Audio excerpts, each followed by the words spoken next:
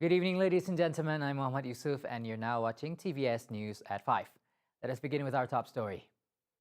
Deputy Premier Dato' Amar Awang Tengah Ali Hassan recently led the Sarawak delegation at a roundtable meeting with Australia Malaysia Business Chamber Western Australia in Perth. The 4-eye meeting serves to strengthen the collaboration between Sarawak and Australia in areas of trade and business, as well as potential investments. In his welcoming remarks, Awang Tengah said that despite the slow economy, Sarawak's economic growth in 2021 is projected to be between 3 to 4%. He said that the total trade between Sarawak and Australia in 2021 was 3.6 billion ringgit, and the value of Sarawak's export to Australia was 1.2 billion ringgit for crude petroleum, plywood, and urea. Meanwhile, Sarawak's total import from Australia was 2.4 billion ringgit, mainly for aluminium ores and concentrate. More than 20 members of Australia-Malaysia Business Chamber Western Australia attended the roundtable discussion. Also present were the Consul General of Malaysia, Ahmad Fikri Zakian, who is also the Chamber's patron, and its Vice President, Bernard Chia. 2 out of 5 crew members of a sand dredger ship were reported missing after the vessel capsized off Batang Igan Sibu earlier on Sunday, June 26. 3 others were able to safely swim to shore, while the 2 remaining sunk with the ship. The incident was reported to Sungai Merah Police Station at 4:20 a.m. The dispatch team came from the Muka Fire Station, and based on the lodge police report, the 2 crew members who are still missing is a local and an Indonesian man who are in their 20s. Meanwhile, the surviving crews are local, who are in their 40s and 50s, identified as Ngu Sun Hock, Lee Sia Kong, and Muhammad Taufik.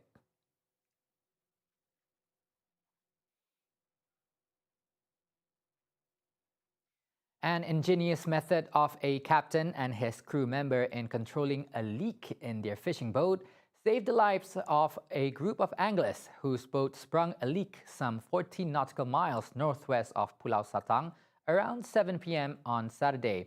The captain used pieces of clothing and sponges from a mattress to control the leak from coming into the vessel. According to Malaysia Maritime Enforcement Agency MMEA Sarawak Director, First Admiral Zin Azman Muhammad Yunus, the fishing boat carrying 10 people left the Sarawak Boat Club's jetty at around 1 p.m. for recreational fishing at the waters of Lundu. The boat was then said to have experienced bad weather and was hit by waves which reached up to 3 meters. Upon receiving a distress call, MMEA dispatched their own vessel at around 8 p.m. and faced difficulties to locate the fishing boat due to the choppy waters and wind speed of between 10 and 20 kilometers per hour. Fortunately, the fishing boat with 12 people on board was found by 2 police marine boats around 12 a.m. and were then escorted back to Sarawak Boat Club jetty, where they safely arrived at 1:40 a.m. The cause of the leak, which started on the lower right side of the boat, is yet to be determined. The new ceiling price for poultry will be announced tomorrow, June 27th. It will be determined based on the impacts to both consumers and traders, so as to not burden either party. According to a statement by the Deputy Minister of Domestic Trade and Consumer Affairs, Dato' Rosal Wahid, the price of chicken may slightly increase as shortages persist. However, the Ministry of Domestic Trade and Consumer Affairs, or KPDNHEP, will be undertaking investigations on several identified farmers, wholesalers and retailers who imposed the extra charges for the cost of catching, cutting and packaging that has burdened customers. At the same time, Rosal is aware that there are shortages of 1 kilogram cooking oil in the market, prompting him to make a request from the Finance Ministry to increase the quota of the said item. The government is currently supplying 60,000 tons of subsidized cooking oil monthly. Rosal will be requesting for an extra 10,000 tons to relieve oil shortages. As of June 25th, the ongoing COVID-19 vaccination for children aged 5 to 11 in Sarawak has reached more than 80%. The statistics attributes to children who received 2 COVID-19 vaccine doses, which is ahead of the national rate of 37.7% as published on the Ministry of Health MOH's COVID Now portal. Other states recorded ahead of the national rate were Malacca with 49.1%, Johor 45.2%, Klang Valley and Penang 44.3% respectively, Negeri Sembilan 43%, and Perak with 37.8%.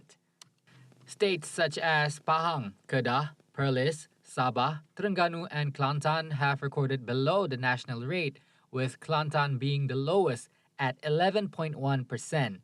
For adolescents aged 12 to 17, Sarawak recorded 93.9% or 271,646 individuals, well above the national rate, with 93.5% or 2,910,021 individuals.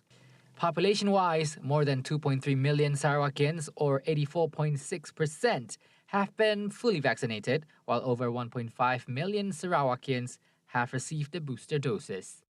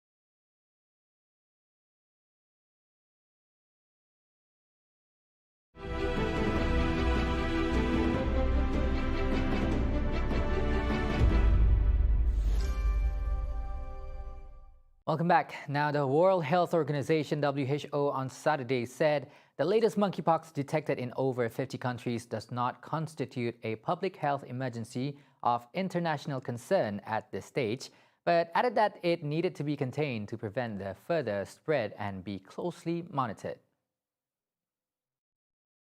WHO also said that monkeypox virus activity has been neglected and not well controlled for years in countries in the WHO African region. However, the committee highlighted a number of conditions that should prompt a reassessment of the event, such as an increase in the rate of growth of cases reported in the next 21 days, significant spread to and within additional countries, increase in the number of cases in vulnerable groups, and increased morbidity, mortality, and rates of hospitalization. WHO Director General Tedros Ghebreyesus called for step-up surveillance, improved diagnostics, community engagement and risk communication, and the appropriate use of therapeutics, vaccines, and public health measures, including contact tracing and isolation. He also called on member states to collaborate, share information, and engage with affected communities so that the public health safety measures are communicated quickly and effectively.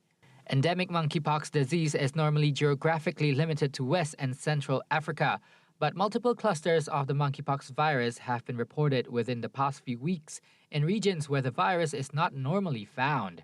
It is related to smallpox, but is usually milder.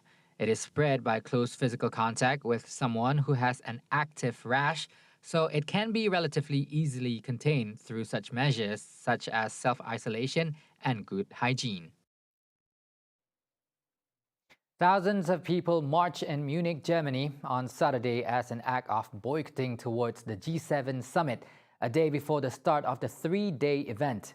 Protesters carried banners reading "Resist G7 Coalition" and "Save the Climate" and shouted slogans to stop the group from holding their annual gathering in Munich. A total of 15 civil society organizations participated in the demonstration.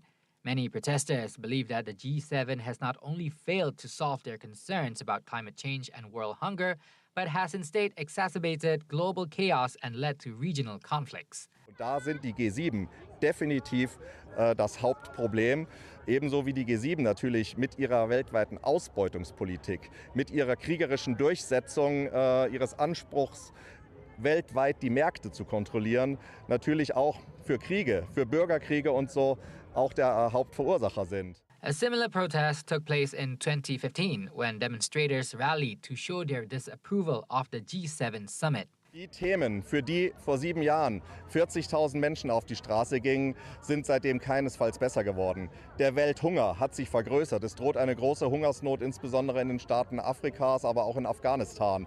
Die Kluft zwischen Arm und Reich hat sich weltweit und auch innerhalb der einzelnen Staaten in den letzten 7 Jahren radikal verschärft. In response to protests, 18,000 police officers will be deployed around Munich airport and the summit site. According to German media reports, the security cost of the summit will hit 160 million euros. More demonstrations against the G7 will be held across Germany during the summit. Leaders from USA, UK, Canada, France, Germany, Italy, and Japan will discuss issues such as the Russia-Ukraine conflict, the climate change, energy and the looming food security crisis, and economic recovery. Observers stated that the G7 countries will face the most crisis following escalating tensions between Ukraine and Russia. While the G7 countries have mobilized $19.8 billion for Ukraine, the effects of the conflict on the global economy will also be a reoccurring topic during the summit as prices for food and energy rise to historic levels. See the world closer with TVS as we bring you the latest news updates, both locally and internationally, just a click away by heading on to our website at www.tvstv.my or follow us on our social media platforms.